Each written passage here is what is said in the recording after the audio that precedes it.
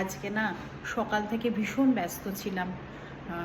আমার বাড়িতে কিছু গেস্ট আসবে, তো সন্ধেবেলা আসবে, কিন্তু এখন রান্নাটা করে রাখলে সন্ধেবেলা একটু লুচি ভাজবো আর একটু রাইস করব, ওটা করলেই হয়ে যাবে। আর এখন একটু বাকি রান্নাগুলো করে রাখলাম। আমি তো একা হাতে সব করেছি, তো একটু রান্না করে খাওয়াতে তো ভালোই লাগে বলো। তার উপর আমি বাঙালি, সমস্ত বাঙালি ডিশ রান্না করে খাওয়ানোর ইচ্ছে হয়। ওনারাও ভালোবাসেন, তো তাই চলো দেখাই আমি কি কি রান্না করেছি আজ। এই যে প্রথমেই দেখাই, এটা বানিয়েছি ঘুগনি। এই ঘুগনিটা বানিয়েছি কারণ একটু রাত্রে গরম লুচি ভাজবো আর একটু বেগুন ভাজবো, তাহলে লুচি বেগুন ভাজা ঘুগনি। আর এখানে বানিয়েছি রাইস বানাবো রাত্রে, রাইসের সাথে আমি বানিয়েছি এই যে ডাল।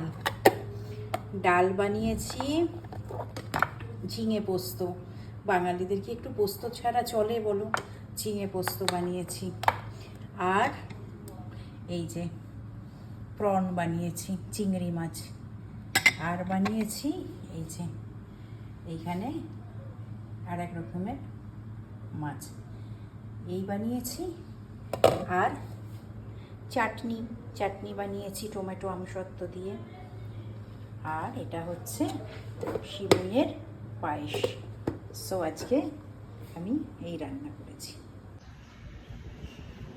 এই যে এত কাজ করে যখন এই ব্যালকনিটা এসে দাঁড়ালাম, ব্যাস সব ক্লান্তি দূর হয়ে গেল।